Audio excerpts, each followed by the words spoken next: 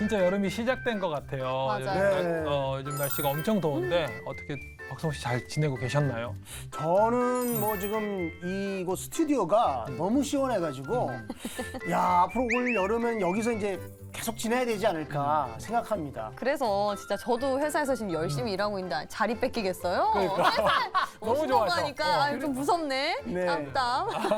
아 근데 진짜 요즘에는 뭐 전기세나 이런 냉방비 걱정 때문에 쉽게 뭐 에어컨도 못 틀고 이럴 땐 진짜 우리나라 자원이 좀 많았으면 좋겠다 싶어요. 맞아요. 뭐 여름에는 전기 걱정, 겨울에는 뭐 난방 걱정, 정말 이 천연 자원이 풍부한 그런 나라가 이럴 때는 좀 너무 부러운 것 같아. 예, 맞아요. 이게 기름 한 방울 나지 않는 나라 이런 늘 어렸을 때부터 듣고 살았는데 예. 실제로 이런 천연 자원이 많은 나라, 천연 자원이 과연 축복일까요? 아 당연히 축복 아니겠습니까? 돈인데요? 그러니까. 네. 근데 천연 자원이 일부한테는 축복일 수 있는데 나라 전체에 대해서는 오히려 저주다라고 보여지는 그런 사례들이 많아요. 그래서 그래요? 오늘은 그런 자원의 저주에 대해서 좀 살펴보려고 합니다. 야, 이 비싼 보석을 전 세계에서 가장 많이 갖고 있는 나라면 잘 살아야 되는데 예. 실제로는 그렇지 않습니다. 어떻게 그렇게 되지? 착취를 하는 중에 더 문제가 되는 거는 어린아이들한테 일이 힘드니까 필로폰을 물에 타서 먹이는 거죠. 이 자원의 저주 보석이라고 가지고 왔는데 진짜 슬퍼서 못 맞추겠어요. 우리나라는 그럼 천연 자원 뭐가 풍부한 것들이 있을까요? 저희가 아는 나라 중에 저주 받은 나라가 있나요? 천연 자원 그러면 제일 먼저 석유 같은 것들도 생각하실 텐데 네. 네. 블러드 다이아몬드라는 얘기 혹시 들어보셨어요? 그 아프리카 쪽에서 뭐 그거 아닌가요? 뭐 이렇게 아. 다이아몬드 캐가지고 막 그걸로 막 이렇게 막 네네네. 레오나르도 디카프리오가 주연한 영화로도 되게 유명해졌죠. 네. 블러드 다이아몬드 영화의 배경이 된 나라가 네. 이제 아프리카에 있는 시에라리온이라는 국가입니다. 아. 전 세계 다이아몬드 시장의 80% 가량을 차지하는데요. 부자네. 그렇죠. 이 어마어마한 다이아몬드, 우리 제일 비싼 보석이잖아요. 그렇죠. 이 비싼 보석을 전 세계에서 가장 많이 갖고 있는 나라면 잘 살아야 되는데 네. 실제로는 그렇지 않습니다. 네. 그러니까 많은 아프리카 국가들이 그렇듯이 2차 대전 이후에 네. 조금 늦었어요. 1961년에 영국으로부터 독립을 합니다. 독립 이후 다이아몬드도 있고 해서 잘 살아야 되는데 네. 사실은 이 다이아몬드가 오히려 화근이 되는 거죠. 어떻게 그렇게 되지? 다이아몬드를 둘러싸고 이제 군벌이라고 하죠. 군벌 세력들이 이제 내란을 일으키고 네. 다이아몬드 광산을 둘러싸고 계속해서 전쟁들이 일어나는 거죠. 네. 서로 막 침탈하고 뺏기 위해서 싸우는 주도권을 가지려고. 그렇죠. 그런 건가 봐요. 그러면서 많은 사람들이 죽고 실제로 그걸 취재하던 여자 기자까지도 이렇게 살해당하는 일이 발생합니다.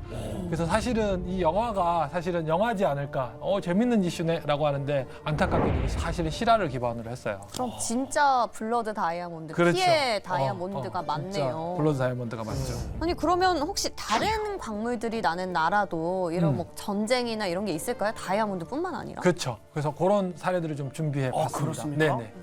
아무래도 보석이 좀 더 관심이 많으실 것 같아서 유리할 것 같아요. 근데 제가 생각보다 보석에 관심이 없어요. 아, 그러세요? 그래요? 네, 생각보다. 근데 오늘 좀 마침용이고 하나 이렇게 달고 아, 왔는데. 그래. 근데 혹시 그거 아닙니까? 저 그 블러드 다이아몬드 그거? 비싼 거? 블루 다이아몬드. 블루 다이아몬드. 아, 블루군요. 네, 블루입니다. 발음이 좀 비슷하긴 한데 네. 쉬울 것 같은데 어떠세요? 이거 이 녹색 혹시 아세요? 그냥 일단 모양이 다이아몬드잖아요. 어. 네, 다이아몬드. 뭐 그냥 다이아몬드. 녹색 다이아몬드 그린? 전 되게 쉽게 맞추실 줄 알았는데 녹색 보석. 색상으로. 저는 잘 모르겠어요. 보석 워낙 관심이 없어가지고. 네, 맞아요. 에메랄드. 맞죠, 예. 아 에메랄드. 네. 오. 에메랄드입니다. 이야. 실제로 본 적은 없는 것 같은데. 아, 그러세요? 그냥 초록색 하면 뭐. 그러니까 이 에메랄드도 굉장히 값비싼 보석이고 실제로 에메랄드 시장이 2억 8천만 달러 정도 된다고 해요. 와, 크네요. 근데 여기 밑에 에메랄드 시장의 50% 가량을 콜롬비아에서 차지하고 있어요. 와. 이 전 세계 1위의 매장량을 자랑하는데 그러니까 커피도 있고 콜롬비아 얼마나 살기 그러니까. 좋아요. 예. 근데 그렇지 않아요. 여기도 맞아요. 마약 못지않게 에메랄드 시장을 마피아들이 장악하고 있어요. 그래서 그러다 보니까 이제 그 마피아들 간에 또 이 에메랄드 광산을 둘러싸고 네. 거의 뭐 전쟁에 다름없는 여기는 뭐 총들도 많으니까요. 맞아요. 세력 간의 다툼 때문에 3,500명 가량이 사망하는 사례가 나타났습니다. 어머, 옛날 일인 거죠? 뭐 지금 같은 시대에 설마. 지금도 약간 이거 뭐 주도권 때문에 세력들이 막 다투고 하겠죠. 그쵸. 암흑에서. 네. 무섭다. 그럼 두 번째 보석은 루비 아닌가요? 저 탄생석 관련해서 좀 공부하다가. 아, 그래요? 그러시군요. 네. 야, 제가 맞춘 게 맞나요, 박사님? 네. 피의 눈물이라고 서려 있다라고 하는데 야, 루비는 미얀마. 미얀마에서 많이 이야, 생산됩니다. 미얀마가 루비가 많을 줄 몰랐네. 저도 몰랐어요, 미얀마. 예. 그러니까 미얀마는 전 세계 매장량 90%가 루비가 미얀마에서 생산이 돼요. 루비하면 또 그 노래가 또 생각이 나는 것 같은데. I can cry. 핑클. 그 루비 네, 맞죠? 맞긴 해요. 네, 맞아요. 루비도 에메랄드나 다이아몬드 못지않게 고가의 보석입니다. 8.26캐럿 되는 루비가 2006년 경매에서 370만 달러에 거래되기도 했거든요. 어느 얼마예요, 정도 그러면? 될까요? 370만 달러면 대략 한 50억 원? 50억. 뭐 그 정도가 좀 넘을 것 같은데요. 아시다시피 미얀마 지금 뭐 군부 독재나 내전 때문에 되게 내전. 힘들잖아요. 그리고 실제로 여기서 어린아이들이 많이 노동하고 있는데 일당 800원이에요. 더 오, 심각한. 너무하다. 근데 이렇게 막 착취를 하는 중에 더 문제가 되는 거는 어린아이들한테 일이 힘드니까 필로폰을 물에 타서 먹이는 거죠. 와, 악랄하다 진짜. 그래서 이제 아유. 인권 단체에서도 이거 강력하게 이제 저항하고 있는데 정치 체계 자체가 독재 군부 중심으로 이루어지다 보니까 네. 뭐 인권이 거의 이제 바닥인데 착취를 할 수 있는 대상들이 생기면서 더 어려워진 거죠. 그냥 뭐 천벌을 받을 놈들이네. 진짜. 그렇죠. 아유. 진짜 너무 심각한데요.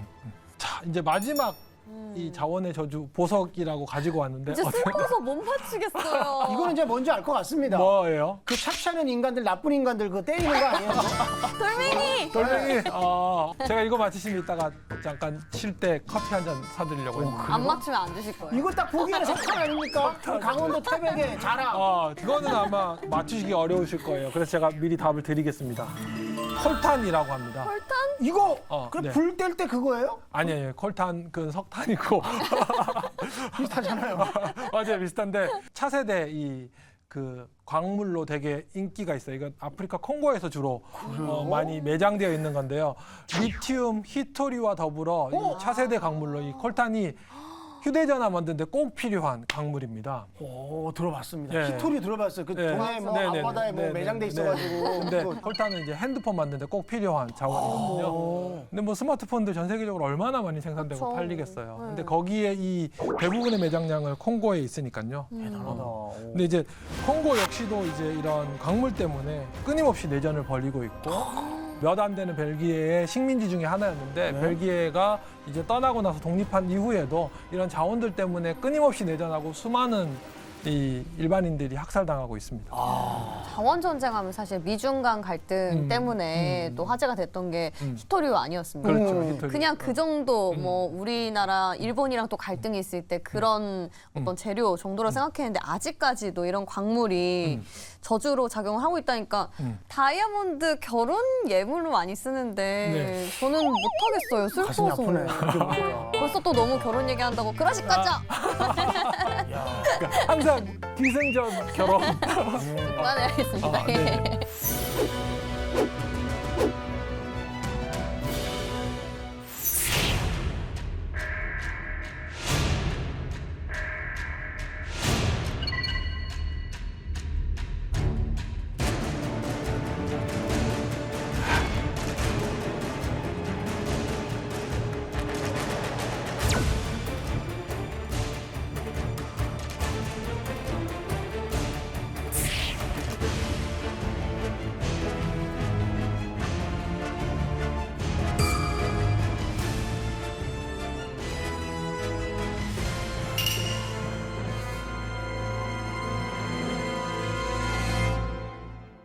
근데 이런 천연 자원 때문에 국민들을 이렇게 약탈하는 것이 아니라 이 네. 천연 자원을 기반으로 해서 국민들한테 세금도 감면해주고 네. 차도 사주고 이런 오. 나라가 있으면 어떨까요? 아, 당연히 좋죠. 그런 나라에 국민이 된다는 것은 네네. 그야말로 축복 아니겠습니까? 아, 그렇죠. 예. 이민 가야 될 것 같아요. 복지를 위해서 다 쓰고. 예. 그러니까요.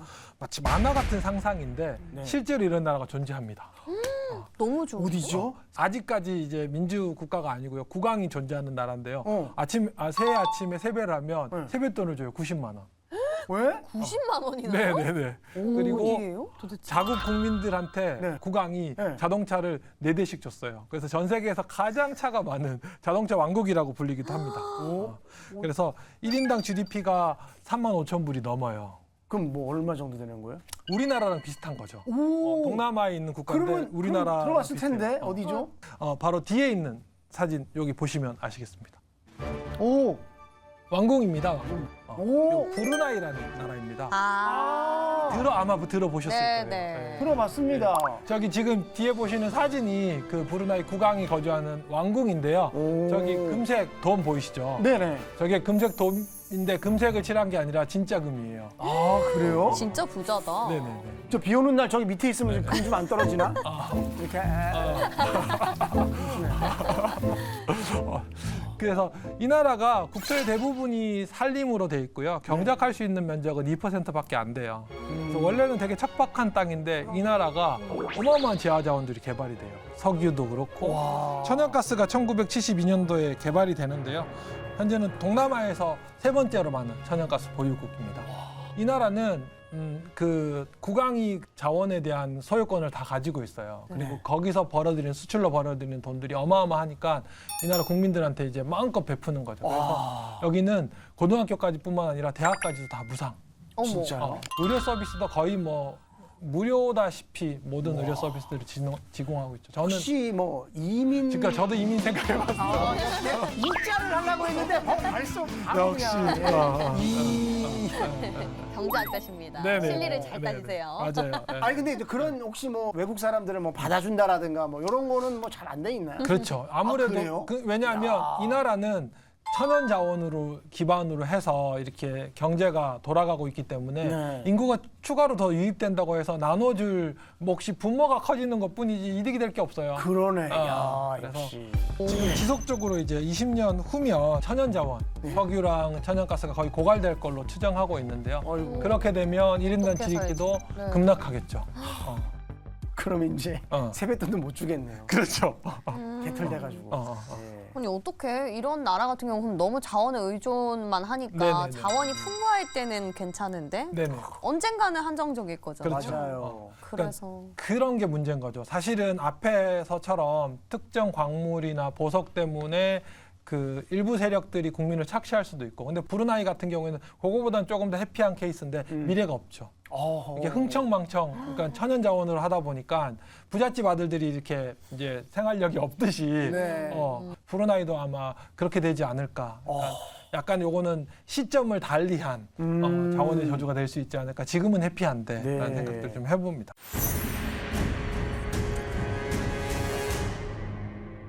뭐 준비를 좀 하고 있지 않을까요, 그래도? 그렇지. 그런 거 아예 안 하나? 자원의 부국들이 미래를 위해서 어떻게 준비하고 있는지 또 네. 우리 또 자료조사 여왕 그래요? 지영 아나운서께서 오. 준비하셨다고 들었습니다. 진짜 궁금한 건데. 저랑 같이 화면으로 만나보시죠. 네네.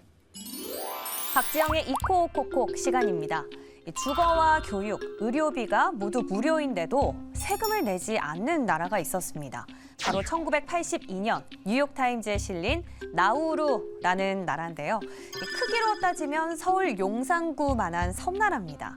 오세아니아 미크로네시아에 위치한 나우루 공화국은 전 국민에게 매년 1억 원의 생활비를 지급했을 정도로 아주 부유했는데요. 이 나우루 사람들이 막대한 부를 누릴 수 있었던 이유는 바로 인광석이 풍부했기 때문입니다. 인광석은 알바트로스와 같은 바다새 퇴적물이 퇴적되어서 형성된 걸로 화약이나 비료 원료로 사용되는 값비싼 자원입니다. 덕분에 이 나우루 공화국 국민들은 아무 일도 하지 않고 그저 소비하는 그런 생활만 누릴 수 있었는데요. 예를 들어서 인광석을 채굴하는 일도 외국인 노동자들을 들여서 일하게 하고 또 가정에는 집사와 가정부를 고용해서 편안하게 생활했습니다. 심지어는 공무원들까지도 외국인을 고용했다고 하는데요. 하지만 나우루의 행복은 영원하진 않았습니다.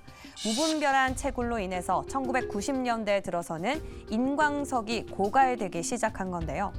30년 동안 오로지 소비하는 생활만 해온 나우루에는 이미 어선이 사라졌고 전통 문화도 없어졌으며 일이라는 이 개념 자체가 아직 실종된 상태였습니다. 그런데 이뿐만이 아닙니다. 나우루 공화국은 그 존재까지도 위협받기 시작했는데요.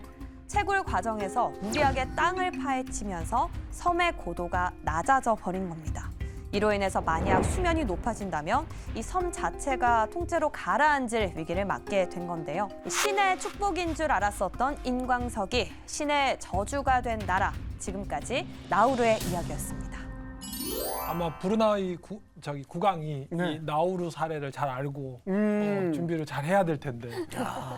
다시 한번 진짜 세상에는 영원한 것이 없다. 그러니까. 막 이런 것을 한번 느끼게 됐습니다. 네, 맞아요. 맞아요. 진짜 한 사람이 그렇게 사는 왜 재벌을 떠올리면 그럴 수 있다고 치지만 네. 나라 전체가 이렇게 어떻게 보면 패망의 지름길로 간 거라서 너무너무 안타까웠습니다. 맞아요. 예, 맞아요. 참.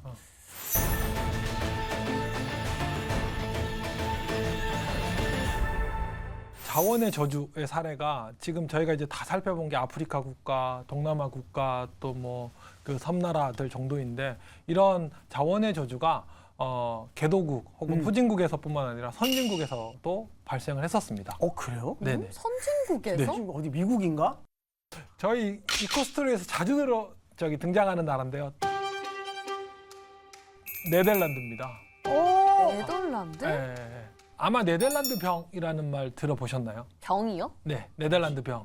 네덜란드 병이 뭐냐면 1950년대에 네. 그 네덜란드 연안에 있는 북해 지역에서 유전이 발견이 됩니다. 그래서- 유전. 네네. 뭐 이미 전 세계에서 가장 먼저 주식회사 제도를 만들고 뭐 지중해 해상권부터 해서 뭐 동인도 회사를 만들어서 탄탄한 경제력 그다음에 여러 가지 기술력들을 가지고 있는 나라였는데 그렇죠. 그런 선진국에서도 50년대 북해에서 유전이 발생을 했는데 이게 경제에 긍정적이기보다는 부정적으로 작용을 했어요. 뭔가 또 지혜롭지 못한 일들을 했나요? 그렇죠. 이게 이 어떤 형태가 일어났냐면 그것들을 일견 생각하기에는 긍정적으로 썼어요. 약간 브루나이처럼. 뭐냐면 복지제도에 쓰겠다. 아하. 뭐 그 가난한 사람들을 위해서 의료 서비스를 위해서 쓰겠다 하면서 이제 천연가스에서 발견된 그 수출한 금액들의 상당 부분들을 복지를 위해서 썼어요. 문제가 없을 것 같은데 문제가 생겼어요. 무슨 문제가 생겼죠? 그러면 이제 천연가스를 많이 수출을 했어요. 네. 천연가스를 많이 수출하면 어떻게 되죠? 외국으로부터 외화가 많이 들어오죠. 네. 그러면 돈의 가치가 떨어져요. 돈의 가치가 떨어진다라는 말은 달리 말하면 어떻게 되죠? 인플레이션? 인플레이션이 발생합니다. 이제 너무들 이제 저기 경제에 대해서 많이 알게 되죠. 성스러라고 하시겠어요? 물가가 박사? 박사? 석사쯤 되신 것 같아요. 물가가 많이 상승했죠. 예. 그러니까 그렇게 해서 천연가스를 수출해서 경제는 좋아졌는데 GDP가 늘어났죠. GDP 예. 구성 항목 중에 수출이 있으니까. 벌이는 더 나아졌는데 실제로 그러면 이거 손쉽게 수출하게 되면서 물가는 올랐는데 네덜란드 제조업들이 죽는 거야.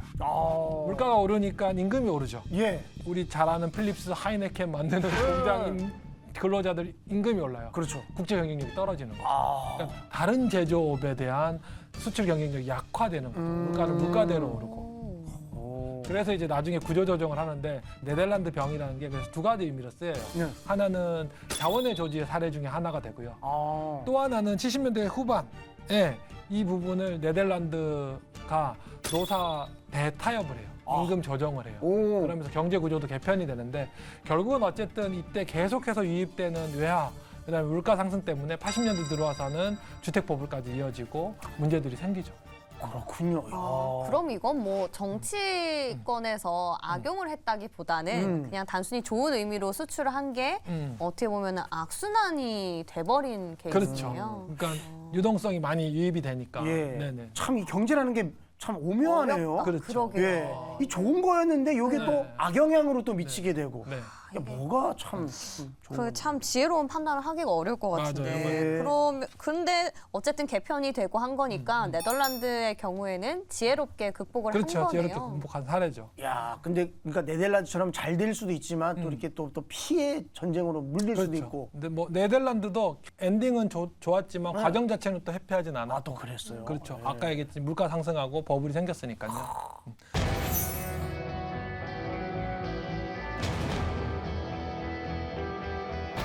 그래서 이런 것 때문에 실제로 경제학자들이 연구했어요.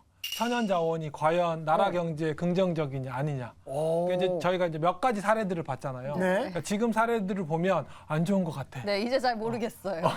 진짜 우리나라가 강원도의 저 구황작물 그것만 난 게 정말 천만 다행일 수도 있어요. 그래서 네. 유명한 경제학자들입니다. 제프리 섹스랑 앤드류 워너라는 경제학자들이요. 예. 지난 1970년대부터 해서 20년 동안 97개국의 경제 성장을 조사했어요. 예. 자원이 많은 나라와 그렇지 네? 않은 나라. 궁금하다. 했더니 자원이 적은 나라가 오히려 경제 성장률이 더 높았어요. 그리고 가장 빠르게 성장, 우리나라도 거기 포함됐겠죠. 예. 성장한 18개국 중에서 네. 자원이 풍부한 나라는 2개 국가밖에 없는. 그렇군요. 진짜 생각보다 되게 위안도 되면서 이게 약간 아직까지 근데 뭐가 맞는지는 잘 모르겠고. 네. 저는 이제 박사님 얘기 들어보니까요. 오히려 자원이 없는 게 훨씬 더 우리나라에게 좋았다. 그러니까 열심히 더 공부하고 뭐 새로운 뭐 소프트웨어 이런 거 개발해가지고 그러니까 BTS 나온 거 아니에요? BTS가 땅속에 묻혀 있어봐요. 맞아요. 그리고 이제 실제로 이 경제적인 뿐만 아니라 앞에서 우리 뭐 다이아몬드 얘기하면서 그다음에 콩고 사례 얘기하면서 얘기했지만 이 자원이 많은 나라는 내전이 발생할 확률이 23%가량 더 높아요. 자원이 부족한 나라들은 내전이 발생할 위험이 이제 0.5%인 것에 반해서 참 희한하네. 인간의 어떤 그 참 그 본성을 좀 이렇게 좀 적나라하게 얘기해 주는 것 같습니다. 지금 예, 자원 하나가.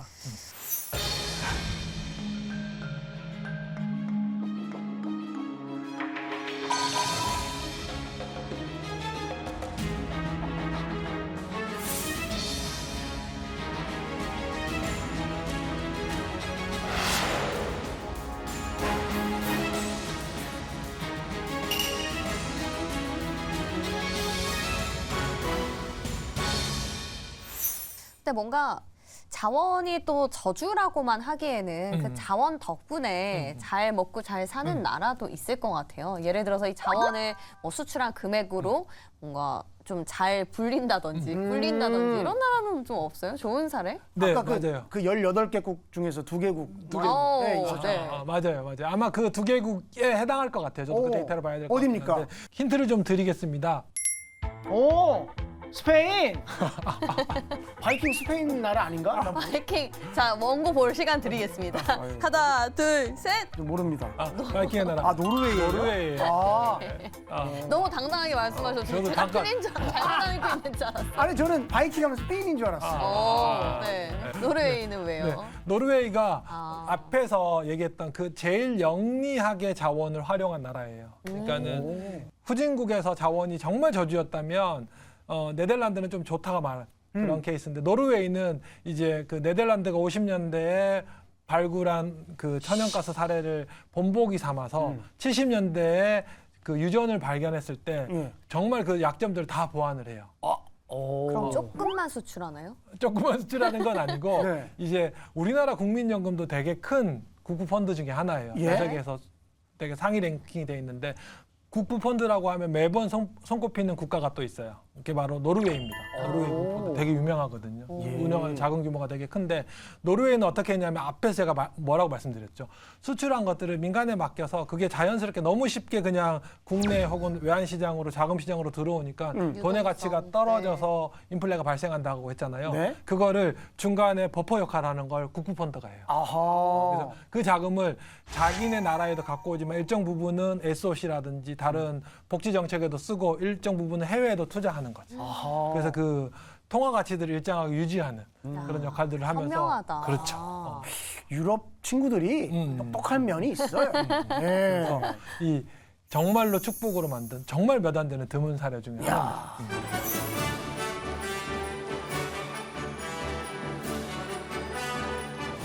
아, 진짜 어쩌면 이렇게 노르웨이처럼 이렇게 좀 잘 방법을 현명하게 했다면 충분히 또 이 자원들을 좋은 방식으로 활용할 수도 있겠다 싶네요. 맞아요. 그래서 사실은 이 자원에 있어서의 핵심적인 부분은 뭐냐 하면 자원이 축복이 될지 저주가 될지의 핵심적인 부분은 포용적인 제도예요.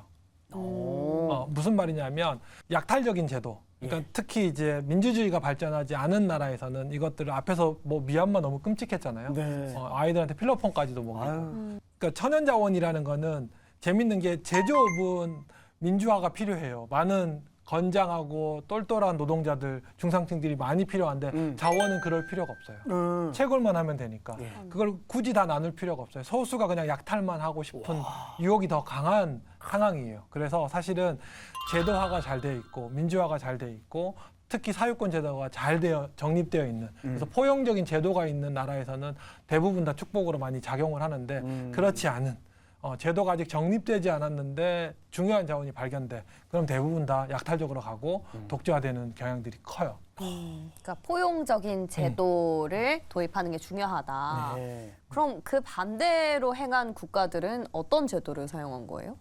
착취적인 제도. 아, 착취적인. 그렇죠. 착취적인 독재, 착취. 그러니까 소수의 그 군벌 혹은 예. 뭐 독재자들 혹은 그 가신들이 그 대부분의 자원들을 소유하고 그것들을 가져가는 거죠. 참 그거를 그렇게 이제 예를 들어서 사유재산으로 많이 한다고 해서 그것도 그 참 평생 자기만 그 행복하면 그게 행복일까는? 참 그릇이 좀 작다. 맞아요. 네. 참 다른 사람들한테 그냥 나눠주고 이렇게 해서 그러니까. 더 이렇게 좀 존경받고 그렇죠. 추앙받고 그러면 그게 더 오래 갈 텐데. 아주 대접이신 것 역시 같습니다. 훌륭한, 대접. 예, 호연지기. 딱. 나 같은 사람이 다이아몬드 갖고 있어요. 그러니까 이런 분이 이게 뭐야? 자, 여러분 방송 보셨죠?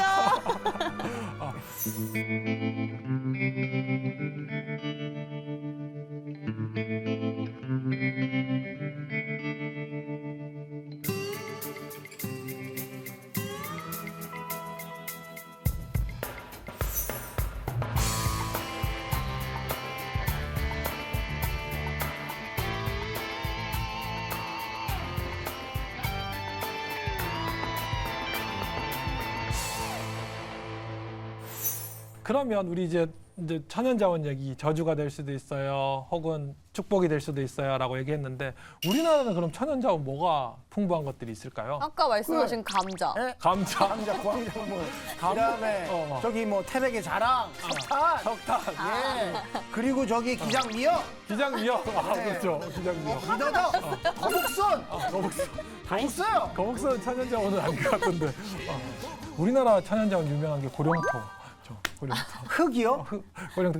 그래서 뭐 많이 썼다고 하긴 하는데 그래서 도자기가 유명했나? 그럴 수도 근데 있겠네요. 한국은 뭐니 해도 제일 유명한 건 뭐죠? 천연자원? 사람. 사람이죠. 그렇죠. 사람. 아, 아까 맞아. BTS 예. 말씀하셨는데 맞아요. 진짜구나. 사람 맞아요. 그런 것 같아요. 사람 맞아요. 와, 이 한국의 뛰어난 교육열. 정말 제가 제일 인상적이었던 게 뭐냐면 그 미국 상공회의소 한국 주재하는 상공회의소 분이 강연을 하시는데 이분이 한국말 되게 잘하세요. 그래서 놀랐는데 또 놀란 게 이분이 한국의 강점을 얘기하면서 이 인적 자원의 풍부함 그리고 거기에 대한 태도들이 너무 좋다라고 얘기하는 거에서 되게 정말 잘 짚으셨다라고 생각한 게 뭐냐면 이분이 그 얘기를 해요. 외국은 교육에 대해서는 이게 베네핏이라고 생각하지 않는다. 교육연수 보내고 해외 그 교육을 보내는 거에 대해서 힘든 일이라고 생각하는데 한국은 이걸 자기의 보너스 이상, 금전적인 인센티브 이상 그걸 너무 갖고 싶어하고 그걸 위해서 너무 애쓰더라. 그게 되게 인상적이었고 너무 부러웠다라는 얘기를 하더라고요. 그러니까 그만큼 교육열, 교육에 대한 열망이 높은 것이 한국의 이제 큰 장점이죠. 그러니까 실제로 그런 얘기를 하거든요. 보통 개도국이 이렇게 점점점 경제가 성장할 때 핵심적인 게 인구 보너스라고 해요. 공장이 없어. 네. 그리고 제조업이 별로 없어. 할 때 시골에서 그냥 농사 짓는데 반은 놀고 반은 이제 부모 일 돕고 반은 이제 품앗이 해주면서 지내는 유휴 인력이라고 하거든요. 네. 그 유휴 인력들이 이제 산업화가 되기 시작하면 도시로 대거 이주해요. 네. 그러면 이게 아주 저임금의 노동자들이 되면서 국가 경쟁력을 높여주죠. 우리나라도 막 떠오르시죠. 60년대, 70년대 네. 산업화. 그렇게 쭉 되면서 그 저가의 노동력으로 인해서 경제 성장이 쭉 돼요. 그러다가 경제가 어느 정도 성장하고 임금이 상승하면 이제 경제 성장이 멈춰요. 그걸 이제 루이스 전환점이라고 해요. 루이스라고는 경제학자가 보통 이렇게 되면 중진국 함정에 빠집니다 하고 선진국으로 도약을 못해요라고 해요. 주저앉아요라고 해요. 예. 그래서 한국도 그럴 거라고 많이 예상을 했어요. 앞에서 말씀드렸지만 전형적이잖아요. 네. 60년대에 50년대에 그 시골에서 놀던 청년들이 도시로 와서 도시화가 되면서 저가의 노동력으로 경제 성장을 빠르게 했으니까. 그렇죠. 지금 방글라데시, 베트남, 중국 다 비슷한 상황들이 가져오고 있어요. 그 전철을 밟고 가는. 가는데 한국은 이걸 극복해냈어요. 루이스 전환점. 진짜요? 인적 자원으로. 한국은 1인당 GDP가 5,000불, 10,000불에서 멈추지 않고 3만 불 넘어서 계속해서 성장하고 있잖아요. 아, 그 전환점을 극복한 포인트가 바로 인적 자원이었다. 그렇죠. 인적 자원. 그러니까 끊임없이 인적 자원. 그러니까 임금이 비싸졌어. 경제가 임금이 비싸졌는데 경제가 성장하지 못하는 이유는 임금만 비싸졌기 때문에 그렇거든요. 근데 임금만 비싸진 게 아니라 그만큼의 노동의 생산성, 인적 자본도 축적이 되고 사람이 창출해낼 수 있는 부가가치가 높아지면 같이 성장할 수 있는 거죠. 그렇군요. 예. 그러니까 한국의 어떤 인적 자원에 대한 투자, 교육에 대한 열기, 그리고 풍부한 인적 자원 이런 부분들이 계속해서 한국은 그러니까 귀중한 천연 자원이죠. 이게 듣고 참 보니까.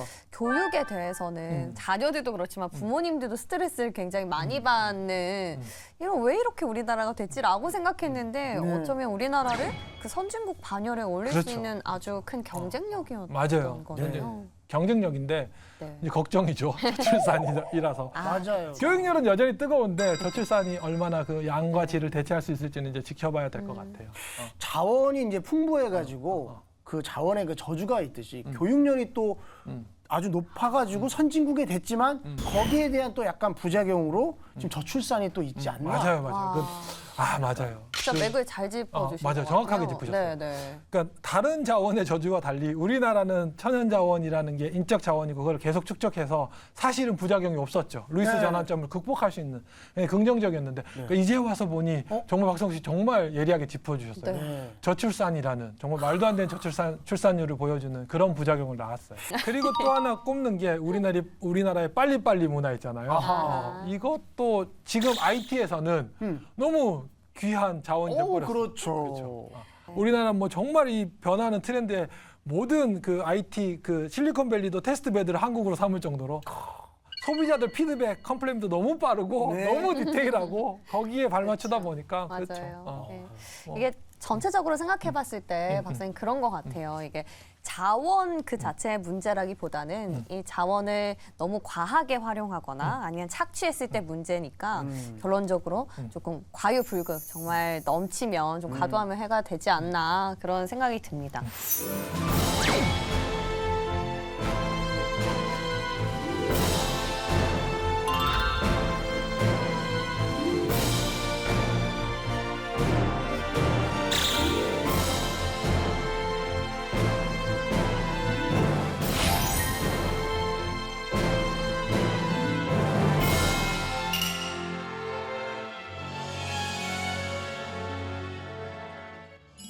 주식은 투자라고 하고 부동산은 투기라고 하고. 튤립 광풍이 일던 전성기에 숙명공 연봉의 10배. 저 하나에 한 송이에 네네.